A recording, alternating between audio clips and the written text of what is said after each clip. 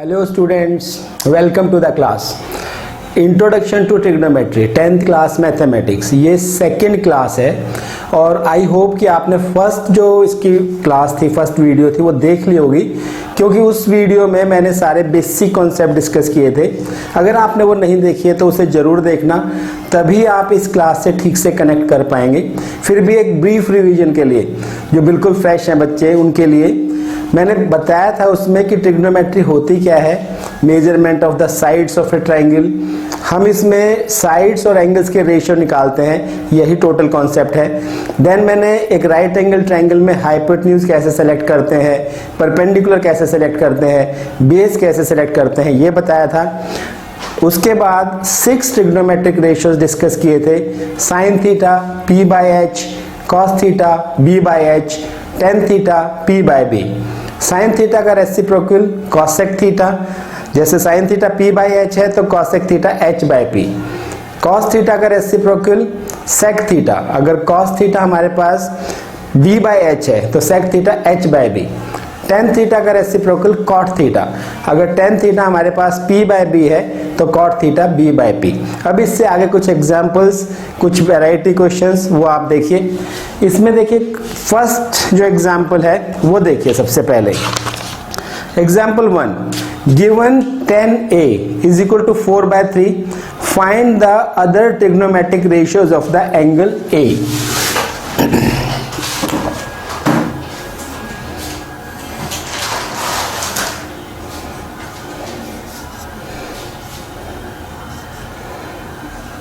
देखिए इसमें इन्होंने थीटा वर्ड यूज नहीं किया है। इसमें थीटा वर्ड यूज ना करके इन्होंने हमसे ये पूछा है कि 10a, देखिए 10a गिवन है 4/3, इसका मतलब हमें ये एंगल लेना है। इस एंगल के हिसाब से हमें अपना डिसाइड करना है कि p क्या होगा, b क्या होगा और h क्या होगा। Then they are saying find the other trigonometric ratios of angle a। इसका मतलब हमें ये देने के बाद फाइंड क्या करना है, to find sine A, cos A, tan A तो दे ही रखा है, cosec A, sec A and cot A. जब आपको वो ये बोलते हैं, क्वेश्चन में ये लिखा हुआ आता है अदर ट्रिग्नोमेट्रिक रेशियोज, तो आपके माइंड में एकदम से ये क्लिक करना चाहिए कि टोटल ट्रिग्नोमेट्रिक रेशियो जो हमने स्टडी किए हैं वो 6 है, एक दे रखा है तो 5 आपको निकालने हैं। अब आप आइए इसमें सॉल्यूशन में।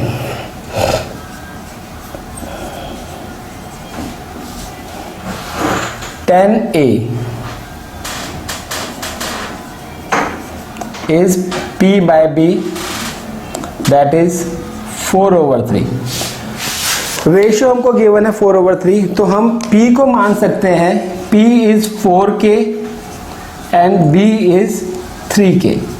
यहाँ पर बहुत स्टूडेंट्स को ये डाउट होता है कि ये k क्यों लेते हैं हम सीधा ऐसे क्यों नहीं कह सकते कि p इज इक्वल टू 4 और b इज इक्वल टू 3। सीधा लेके हम करेंगे तो सिंपल कैलकुलेशंस हो जाएंगी। एक बच्चे के हिसाब से सोचना बिल्कुल सही है, लेकिन आप इसी बात को ये सोचिए कि ये जो 4/3 है ना, ये मेजरमेंट नहीं है, ये रेशियो है। आप ऐसे समझिए, अगर 8/6 होता, उसे कट करते तब भी तो 4/3 आता। तो ऐसा भी तो हो सकता था कि ये जो साइड है परपेंडिकुलर वो 8 हो और ये 6 हो। अगर हम इससे आगे करें 12/9 करें, उसको कट करें, तब भी तो 4/3 आता।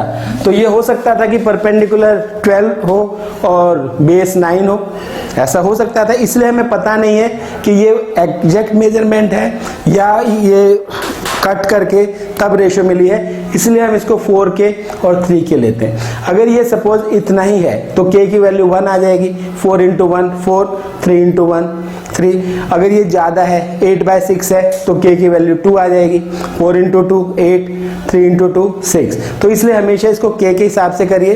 फिर आप देखिए यहाँ a एंगल को लेते हैं तो ये परपेंडिकुलर है, ये हाइपोटेन्यूज है, ये बेस है, ये मैं आपको पहले बता चुका हूँ। अब वो जो पाइथागोरस थ्योरम क्या कहती है, h² is p² plus b²। हमारे पास p और b हमें पता है, 4k² plus 3k² it will become h square is 16k square over 9k square. H square is 25k square. So h is under root of 25k square, that will be 5k. H is 5k. So it's very easy for us. Perpendicular is 4k, base is 3k, h is 5k. अब अगर आपने first video देखी हो, ये सारे ratios आपको पता हो, तो अब आपको कुछ नहीं करना, आपका काम आसान हो गया है। आपको केवल वैल्यूज पुट करनी है। देख लीजिए कैसे करेंगे आप उसे। जैसे हमने पढ़ा था sign theta p by H होता है, क्योंकि हम अब एंगल a को लेके चल रहे हैं तो हम लिखेंगे sine a। Sine a is p by H. p हमारा कितना है 4k, h कितना निकला है 5k। 4k over 5k, k से k कैंसिल हो जाएगा, आपका आंसर 4/5 होगा। ऐसे ही cos a क्या होगा b by H.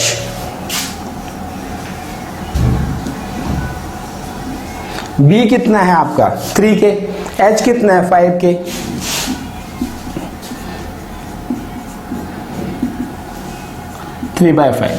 tan a तो हमको दे ही रखा है उन्होंने, p by b, that is 4k by 3k, 4/3। अगर ये तीन रेशियो हमारे निकल गए, एक तो हमें गिवन ही था, दो हमने निकाल लिए, तीनों मैंने एक साथ इसलिए लिख लिए कि बाकी तीन लिखने में आसानी होगी। साइन ए का अपोजिट क्या होगा cosec A, that will be 5/4। Cos A का अपोजिट क्या होगा sec A, that will be 5/3। tan A का अपोजिट क्या होगा cot A, that will be 3/4। ये हमारे आंसर्स आ गए हैं सारे जो हमसे मांगे गए थे इस क्वेश्चन में, इतना ही। अब आगे देखिए, ये एक वैरायटी के क्वेश्चन होते हैं कि एक रेशो दी होती है, दूसरी निकालनी होती है। जो एग्जाम्पल 2 है, इसमें एग्जाम्पल 2 देखिए, angle B and Q are acute angles such that sin B is equal to sin Q, then prove that angle B is equal to angle Q। इस क्वेश्चन को करने से पहले थोड़ा सा आपको सिमिलरिटी ऑफ ट्रायंगल्स का पता होना चाहिए, तभी इस क्वेश्चन को आप कर पाएंगे, क्योंकि हमने ये चैप्टर इन बिटवीन स्टार्टिंग से उठाया है। सिमिलरिटी वाला चैप्टर जो ट्रायंगल्स वाला चैप्टर है, इससे पहले है बुक में, तो स्कूल में पहले वो किया जाएगा, फिर ये करेंगे। इसलिए जितना जरूरी है इस क्वेश्चन के लिए जितना जरूरी है वो मैं सिमिलरिटी का कॉन्सेप्ट आपको अभी बता देता हूँ, फिर इस क्वेश्चन को हम करेंगे। देखिए, आप लोगों ने अपनी बेसिक क्लासेस में 7th क्लास में कॉन्ग्रुएंसी ऑफ ट्रायंगल्स पढ़ा था। दो ट्रायंगल्स कॉन्ग्रुएंट अगर होते हैं तो उनके सभी एंगल्स, कॉरेस्पॉन्डिंग एंगल्स इक्वल होते हैं, उनकी कॉरेस्पॉन्डिंग साइड्स सेम होती हैं, बराबर होती हैं। लेकिन सिमिलर ट्रायंगल्स में ये कॉन्सेप्ट थोड़ा सा बदल जाता है। अगर मान लीजिए ये ट्रायंगल है ABC, इधर दूसरा एक ट्रायंगल है PQR।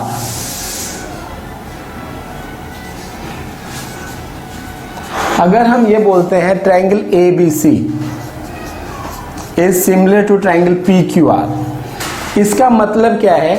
इसका मतलब है angle A is equal to angle P, angle B is equal to angle Q, angle C is equal to angle R। Corresponding angles equal होंगे। दूसरा इसका मतलब है कि कॉरेस्पॉन्डिंग साइड्स प्रोपोर्शनल होंगी। AB over PQ, BC over QR, AC over PR। Similar triangles में sides same ratio में होती हैं, एंगल्स इक्वल होते हैं। दो ट्रायंगल्स को अगर हमें सिमिलर प्रूव करना हो तो उसके लिए 4 कंडीशंस होती हैं। वो पूरा डिटेल में मैं तो आपको तब समझाऊंगा जब मैं ट्रायंगल्स वाला चैप्टर आपसे डिस्कस करूंगा। अभी केवल बेसिक समझ लीजिए, सिमिलरिटी की 4 कंडीशंस हैं। कोई दो ट्रायंगल सिमिलर हो सकते हैं, ये 4 कंडीशंस आप ध्यान रखिए। First one SSS, second one SAS, third one AAA and fourth one 2A। S S S means दो ट्राइंगल्स सिमिलर होंगे अगर उनकी कॉरस्पॉन्डिंग साइड्स प्रोपोर्शनल होंगी। ये वाली प्रॉपर्टी इस क्वेश्चन में यूज होगी। ये प्रॉपर्टी कहेगी दो ट्राइंगल सिमिलर होंगे अगर उनकी दो साइड और इंक्लूडेड एंगल, दो साइड प्रोपोर्शनल है, इंक्लूडेड एंगल इक्वल है। तीनों एंगल्स अगर इक्वल हैं दोनों के कॉरस्पॉन्डिंग तो भी सिमिलर होंगे। और क्योंकि एक ट्राइंगल का जो सम होता है, एंगल सम प्रॉपर्टी आपने पढ़ी है, sum of the angles of a triangle is 180। अगर दो एंगल्स इक्वल हो गए तो तीसरा तो इक्वल होगा ही, तो ये कोरोलरी है इसके बेस पर। अभी आपको ये फोकस करना है, जो अगला क्वेश्चन हम करने जा रहे हैं उसमें इसकी जरूरत पड़ेगी, एस एस एस की। ये थोड़ा इसलिए बताया है मैंने जल्दबाजी में, ताकि आपको थोड़ा इसका पता रहे कि ये कॉन्सेप्ट कौन सा लगा दिया सर ने, नहीं तो आप बिल्कुल ही एकदम से ब्लैंक हो जाएंगे कि ये तो हमें पता ही नहीं था, पता नहीं ट्रिग्नोमेट्री बहुत मुश्किल है। किसी किसी क्वेश्चन में होता है ऐसा, दूसरे चैप्टर्स के कॉन्सेप्ट भी लगाने पड़ते हैं, तो उसमें घबराने की कोई बात नहीं है, एकदम रिलैक्स होके पढ़िए। एग्जाम्पल 2,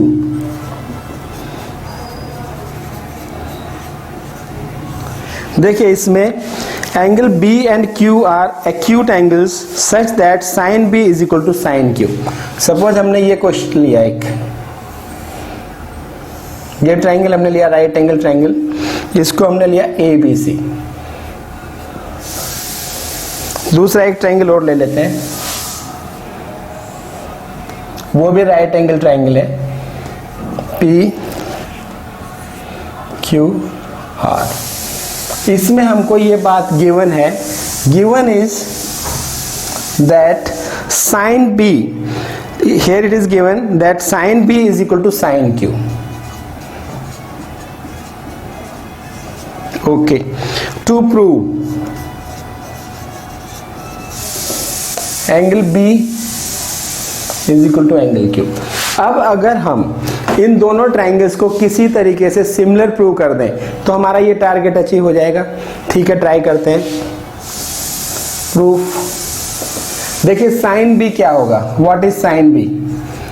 साइन बी होता है कोई भी साइड P बाय H। अगर B एंगल को ले रहे हैं तो P क्या होगा, AC, H क्या होगा, AB, so that is AC over AB। And sine Q क्या होगा, अगर हम Q एंगल को कंसीडर कर रहे हैं तो परपेंडिकुलर क्या होगा हमारा PR, और हाइपोटेन्यूज क्या होगा PQ, that is PR over PQ। हमको गिवन है कि sine B is equal to sine Q, sine B is equal to sin Q. This thing is given to us. So sin B is AC over AB. Sin Q is equal to PR over PQ. अब यहाँ पर आप एक change कीजिए, AC is this one, AC के साथ ये लाइए PR, ये साइड, इसको इस साइड को यहाँ शिफ्ट करिए, AB को उधर ले जाइए, क्योंकि जब हमें इनको सिमिलर करना है तो हमें इनकी सभी साइड्स की रेशियो निकालनी होगी। इस ट्रायंगल से अगर AC आता है तो यहाँ से PR आना चाहिए। ठीक है, AC over PR, AB over PQ। ये हम ट्रांसपोज कर सकते हैं, PR इधर आ सकता है, AB उधर जा सकता है। इसको ऑल्टरनेंडो बोलते हैं। पहले ये 9th क्लास के सिलेबस में हुआ करता था लेकिन अब नहीं है, बट आप इसको डायरेक्टली कर सकते हैं, कोई एक्सप्लेनेशन देने की जरूरत नहीं है। इसको आप K मानिए, इट इज K। अगर इसको K मानते हैं, देखिए इसको कंसिडर करिए, AC over PR is equal to K, तो AC क्या निकलेगा आपका, AC will be PRK। AB क्या निकलेगा, AB इज PQK। ये दो बातें अभी काम की हैं, क्योंकि देखिए हमने ये निकाल लिया, AC ओवर PR हमारे पास आ गया, फिर AB ओवर PQ भी आ गया।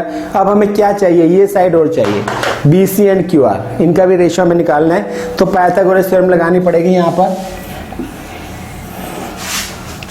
इन triangle ABC, AC square plus BC square is equal to AB square. This is Pythagoras theorem. So हमें निकालना क्या है, अभी BC चाहिए हमें, तो AC हमारे पास है, BC square is equal to AB square minus AC square. BC square, AB की वैल्यू पुट कर दीजिए PQ के, AC की भी वैल्यू पुट कर दीजिए PR के. So it will become BC square is equal to PQ square K square minus PR square K square. BC square आप इसमें से K square कॉमन ले लीजिए तो PQ square minus PR square. BC अगर निकालेंगे तो इसका अंडर रूट होगा K square PQ square minus PR square. इसमें K रूट से बाहर आ जाएगा और PQ square PR square यही रह जाएगा. ये BC की वैल्यू आ गई आपकी. This is BC. अब ऐसे ही आप QR भी निकालिए दूसरे ट्रायंगल में. QR अगर निकालेंगे PQR में, in triangle PQR, PR square plus QR square is equal to PQ square. That is Pythagoras theorem. तो अगर इससे हम QR स्क्वायर निकालेंगे तो क्या है, PR स्क्वायर उधर शिफ्ट कर जाएगा.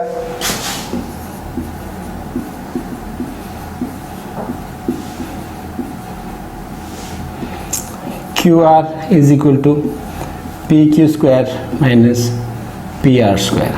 ठीक है. अब देखिए हमारे पास BC और QR दोनों मिल गए. उनकी रेशियो अगर हम निकालना चाहें तो उनकी रेशियो मैं यहाँ निकाल देता हूँ. लास्ट पोर्शन में क्वेश्चन का यहाँ कर रहा हूँ. BC over QR,